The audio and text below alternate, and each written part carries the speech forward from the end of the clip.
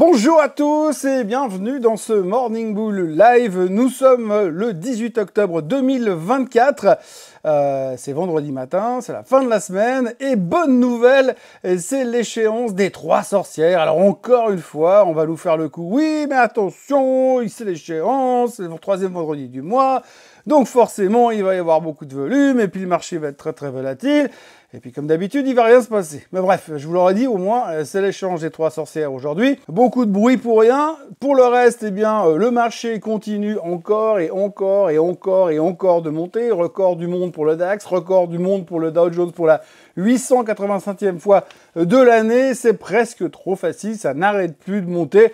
Alors, la thématique d'hier s'articule finalement autour de, on va dire, la thématique d'hier, de cette nuit et de ce matin s'articule autour de 4 choses. La première, c'est la BCE.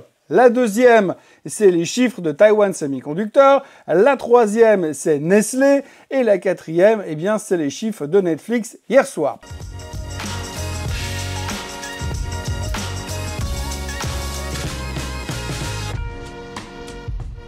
Alors on commence tout de suite par la première, la BCE. Donc Dame Christine a parlé hier, Dame Christine a baissé les taux de 0,25%.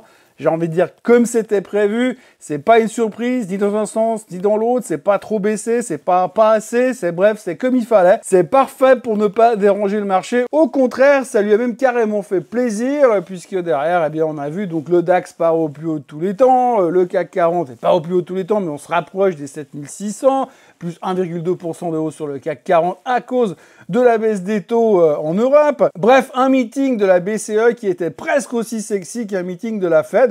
Madame Lagarde s'est montrée hyper confiante. Elle a dit qu'ils n'avaient pas encore gagné le combat contre l'inflation, mais ils étaient en train de lui tordre le cou et pour l'instant l'inflation respire encore, mais ça ne devrait pas durer. C'est un peu comme les mecs du Hamas, hein. À force de buter tout le monde, il va pas rester grand monde à la fin. Bah, l'inflation, c'est pareil.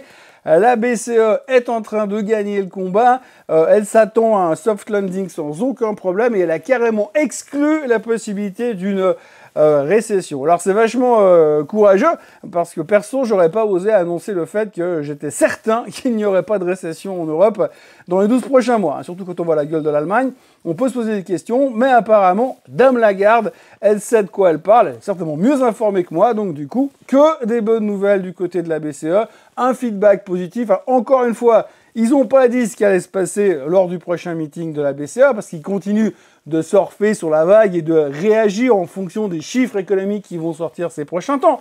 Mais en l'occurrence, pour l'instant, rien de prévu, mais le marché a déjà largement anticipé puisque 187% des sondés pensent qu'ils vont baisser les taux de 0,25% au mois de décembre, le 12 décembre, prochain meeting de la BCE. Et puis, il y a même des analystes qui ont déjà mis leur target à 2% sur les taux européens d'ici le mois de mai. Hein, pour l'instant, on est à 3,25, donc on s'attend encore à 1,25 de baisse d'ici le mois de mai. Alors, ce qui est comme d'habitude extraordinaire dans tout ça, c'est que finalement, on ne sait même pas ce que le marché fera demain. Mais les gars, ils arrivent déjà à faire des prévisions pour dans 6 mois. Comme d'habitude, c'est extraordinaire. Ça me rappelle un petit peu ce début d'année 2024 où les mecs nous prévoyaient 12 baisses des taux au minimum pour soutenir l'économie. Et qu'aujourd'hui, on se retrouve à la fin de l'année aux États-Unis avec une baisse des taux. Bon, 0,5%, d'accord, mais une baisse des taux. Voilà, donc hier, la BCE a soutenu les marchés européens. Tout va bien. Le DAX est au plus haut tous les temps.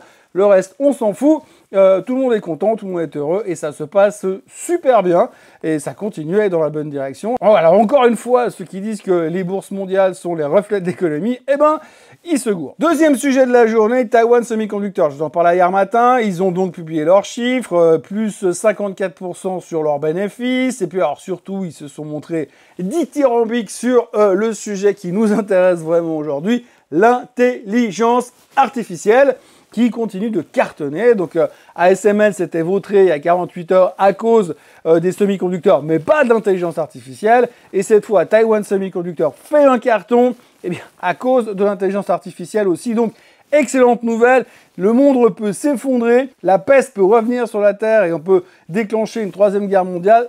C'est pas grave, tant que l'intelligence artificielle fonctionne, tout va bien. Donc, très bonne nouvelle pour les semi-conducteurs. Et pourtant, quand on regarde la performance des marchés hier, c'était un tout petit peu décevant, et ça, il faut quand même le signaler, parce que si vous regardez le graphique de Nvidia, eh bien Nvidia a sauté de joie sur la nouvelle, a affiché un nouveau plus haut historique sur le titre, et puis c'est dégonflé derrière pour terminer en hausse de 0,89%. Quand même, d'accord, mais quand même, le retour et le reversal n'est pas très rassurant dans l'immédiat. Alors, on verra ce que nous donnera la suite, mais pour l'instant, bonne nouvelle sur l'industrie globale, mais on a un peu l'impression que les gens dans le marché se sont dit, ouais, on savait que de toute façon, l'intelligence artificielle, ça cartonnait, alors pourquoi s'exciter? Autant prendre les profits. Alors, je ne sais pas ce qui va se passer ensuite, mais la bonne nouvelle pour l'instant a été accueillie de manière, on va dire, assez fraîche sur les marchés technologiques américains, puisque finalement, le seul qui s'en sort et qui marque des points hier, c'était Taiwan Semiconductor, bien sûr, mais aussi le Dow Jones, qui lui n'a pas grand-chose à voir avec la tech pour le moment. Troisième sujet de la journée, Nestlé. Alors une fois n'est pas coutume, je ne vais pas perdre trop de temps sur Nestlé parce que j'ai encore un Swiss Bliss à faire demain, mais ce qu'il faut retenir sur Nestlé, c'est que les chiffres n'étaient pas terribles, plutôt en dessous des attentes, ça va pas très bien, ralentissement quand même, les gens sont un peu plus pénibles au niveau du choix sur les marques, donc c'est-à-dire que quand vous allez au magasin, à la place de prendre du Nestlé, vous prenez le truc un peu moins cher qui ressemble à du Nestlé parce que quand même avec l'inflation ça suffit, donc du coup ça se ressent quand même sur les chiffres de Nestlé, c'est pas extraordinaire. Mais quand vous regardez la performance du graphique, du titre, le titre a rebondi quand même hier de plus de 2,4%. Pourquoi? Parce que finalement, il y a eu surtout une conférence de presse du nouveau CEO qui a montré une stratégie plutôt constructive mais conservatrice avec des objectifs plutôt raisonnables. Et ce qu'on a apprécié du coup du côté des analystes, c'est que finalement Nestlé a fixé des objectifs raisonnables. C'est comme si moi je vous dis que demain je me mets à l'athlétisme et que je me mets au saut en hauteur. Et si je fixe tout de suite 2,40 m, ça ne va pas le faire de toute façon. Déjà 25 cm, ça va être compliqué pour moi. Mais en tous les cas, il faut savoir fixer des objectifs raisonnables. Et c'est ce que Nestlé a fait hier. Et donc, ça a plutôt satisfait, on va dire, les investisseurs à court terme. Alors, il y a un effet de base, parce que tout le monde la déteste, plus personne n'en a de toute façon, parce que plus personne voulait de la Nestlé. Est-ce que les gens sont en train de se dire, bon, allez, on va leur donner une petite chance, et puis on revient un petit peu dessus. C'est vrai qu'à 82 francs suisses ces derniers temps, ça pouvait valoir encore la peine. On verra ce que ça va donner. On espère que le retour d'intérêt manifesté par le marché hier va durer un petit peu sur Nestlé. Et la quatrième chose qu'il faut retenir hier, aujourd'hui, cette nuit, tout à l'heure, c'est Netflix. Netflix a donc publié des chiffres. Alors, je vous dis tout de suite, le titre prenait 4% after close, comme ça, vous n'avez pas besoin de chercher. C'était bon. C'était même pas mal du tout. Alors, on attendait 4 millions de nouveaux abonnés. Ça sort à 5,1 millions. Donc voilà, à côté de ça, vous pouvez arrêter tout le reste. Ils ont fait mieux en termes de chiffre d'affaires, mieux en termes de bénéfices. Bref, c'était au-dessus un peu partout. La seule chose qui finalement a un tout petit peu déçu les analystes, c'est que on s'attendait quand même à qu'ils augmentent les prix des abonnements. Pour l'instant, ils y réfléchissent, mais ils n'en sont pas encore là.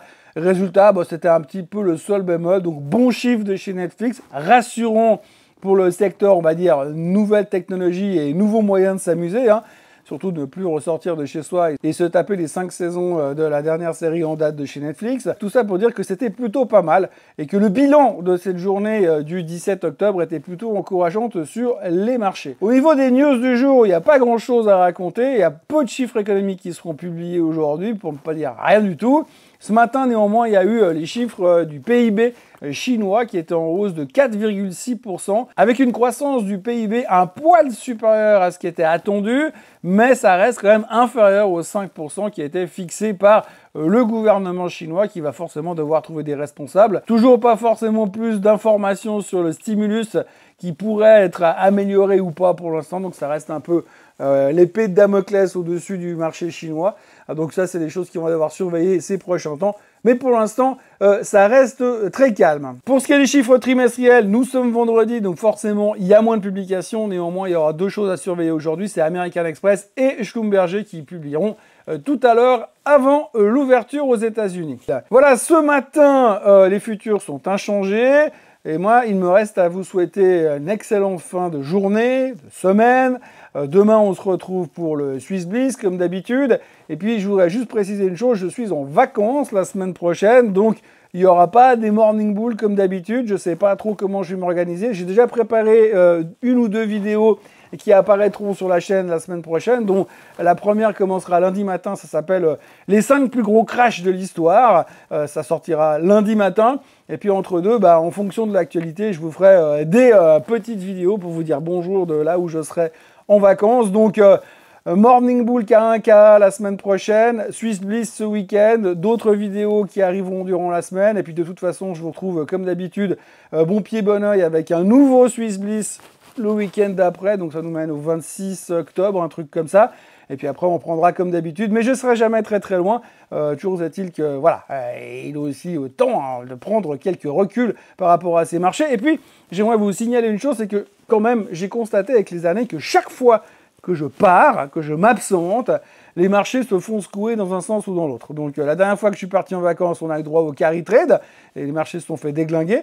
Et donc du coup, on ne sait jamais ce qui va se passer cette fois. Je me réjouis de voir ce qu'ils vont nous trouver à partir de lundi prochain. D'ici là, n'oubliez pas de vous abonner à la chaîne Swissquote en français pour ne rien rater. On a passé la barrière des 42 000. Le chemin sur les 50 000 est quand même super long. N'oubliez pas de liker cette vidéo, de la partager, de la commenter et de venir me retrouver demain pour le Swiss Bliss en tous les cas. Et puis de toute façon, on se verra la semaine prochaine. Allez, bonne journée à tous. Bye bye.